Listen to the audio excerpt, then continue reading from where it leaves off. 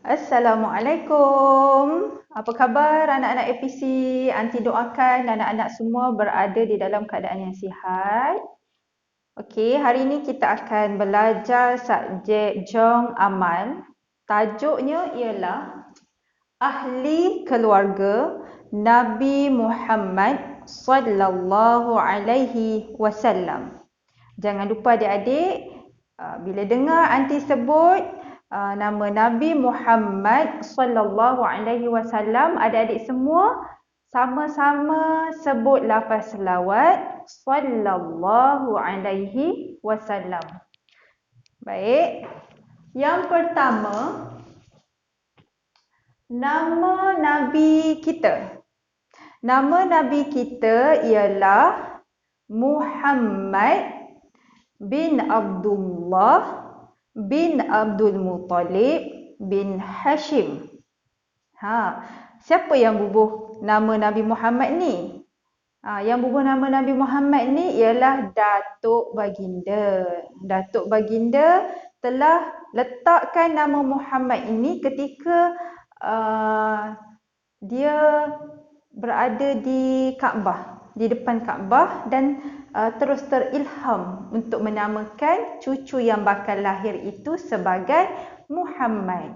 Ketika itu orang Arab Mekah tidak ramai yang menggunakan nama Muhammad. Baik, yang kedua, tarikh lahir. Tarikh lahir Nabi ialah waktu subuh hari Isnin 12 Rabiul Awal. Pada ketika itu merupakan tahun gajah. Di sebalik kelahiran Nabi Muhammad sallallahu alaihi wasallam pada tahun gajah, ada satu peristiwa besar yang berlaku di mana ketika itu Kaabah diserang oleh tentera bergajah. Tentera bergajah ini diketuai oleh Gubernur Yaman yang bernama Abrahah. Ketika itu mereka ini datang menaiki gajah-gajah yang besar, dan mereka telah menyerang Kaabah, tetapi mereka tidak berjaya kerana Allah Subhanahu Wa Taala telah menyelamatkan Kaabah dengan menghantar segerombolan ataupun sekumpulan burung ababil yang membawa batu-batu panas, batu-batu berapi di kaki dan melontarkan kepada kumpulan tentera bergajah tersebut. Maka binasalah, matilah semua tentera bergajah itu. Dan rancangan mereka yang tidak berjaya kerana Allah sangat melindungi Kaabah, kerana ia merupakan rumah Allah. Okey. Itu di sebalik peristiwa lah, di sebalik kelahiran Nabi Muhammad tahun gajah tu. Yang ketiga, tempat lahir Nabi. Tempat lahir Nabi ni adalah di rumah bapa saudara Nabi yang bernama Abu Talib. Abu Talib ni rumah dia berada di Mekah juga. Ketika kelahiran Nabi tu, nak katanya kelahiran itu sangat barakah. Kelahiran yang sangat dinanti-nantikan. Waktu tu bercahaya, alam bercahaya, kawasan tu bercahaya ketika lahirnya Nabi Muhammad SAW. Nak katanya yang lahir itu bukanlah calon-calon manusia, bukanlah manusia biasa seperti kita ini, tetapi ia merupakan manusia yang dijaga oleh Allah, manusia yang bakal dilantik oleh Allah menjadi Nabi. Okey. Yang keempat, nama bapa Nabi. Nama bapa Nabi ialah Abdullah bin Abdul Muttalib bin Hashim. Tapi Rasulullah SAW tak sempat bertemu dengan bapa dia kerana bapa Nabi Muhammad SAW ni meninggal dunia ketika Nabi Muhammad berusia 2 bulan di dalam kandungan ibunya. Jadi bila Nabi Muhammad lahir, dia lahir sebagai yatim, sebagai anak yatim kerana tidak ada bapa, tak sempat nak jumpa bapa dia. Yang seterusnya, nama ibu Nabi. Nama ibu Nabi ialah Aminah binti Wahab bin Abdul Manaf. Ibu Nabi ni sempat bersama Nabi sebelum meninggal dunia. Ketika tu Nabi berusia 6 tahun. Ibu Nabi meninggal dunia ketika usia Nabi 6 tahun. Meninggal dunia dalam perjalanan pulang dari menziarahi kubur bapa Nabi. Waktu tu ibu dia dah tak sihat. Okey. Seterusnya, pengasuh atau ibu susuan. Di sini ada 3 yang dinyatakan. Pengasuh dan ibu susuan kepada Nabi Muhammad sallallahu alaihi wasallam. Yang pertama Ummu Aiman, kedua Suwaibah, yang ketiga Halimatus Sa'diyah. Di antara 3 orang ibu susuan Nabi ni yang paling terkenal, yang mempunyai kisah yang tersendiri ialah Halimatus Sa'diyah. Halimatus Sa'diyah ni merupakan ibu susuan Nabi yang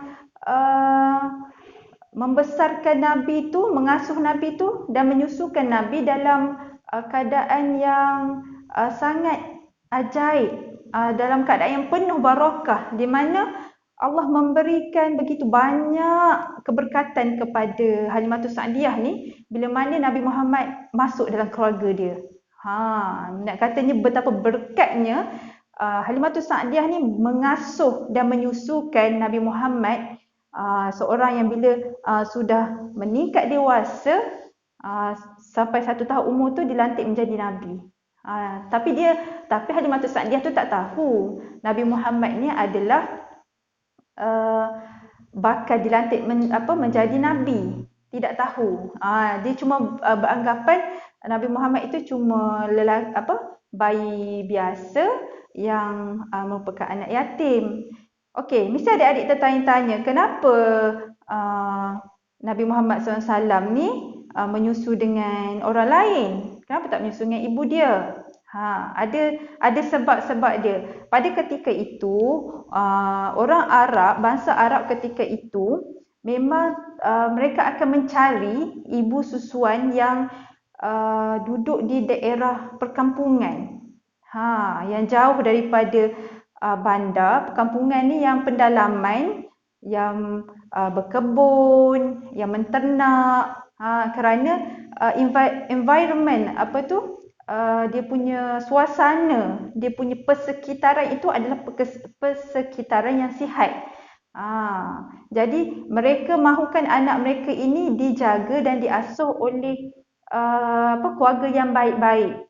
Gitu. Jadi mereka mengupah ibu susuan untuk menjaga, mengasuh dan menyusu anak mereka untuk beberapa tempoh. Bukanlah sampai selama-lamanya, tetapi beberapa tempoh.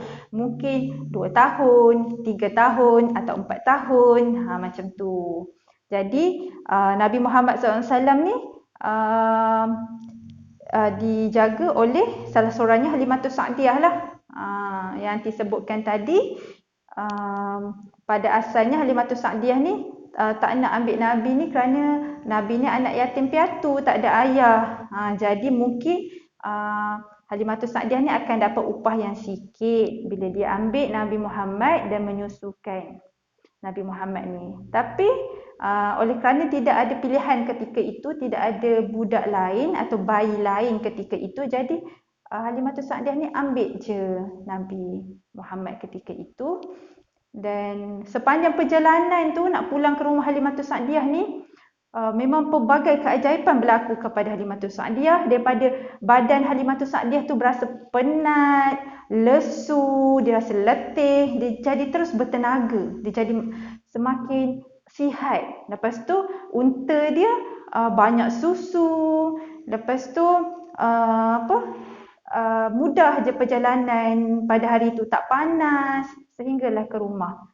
Bila sampai kat rumah, kehidupan Halimatus Sa'diyah dan keluarga ni berubah daripada orang yang susah, mereka jadi semakin murah rezeki.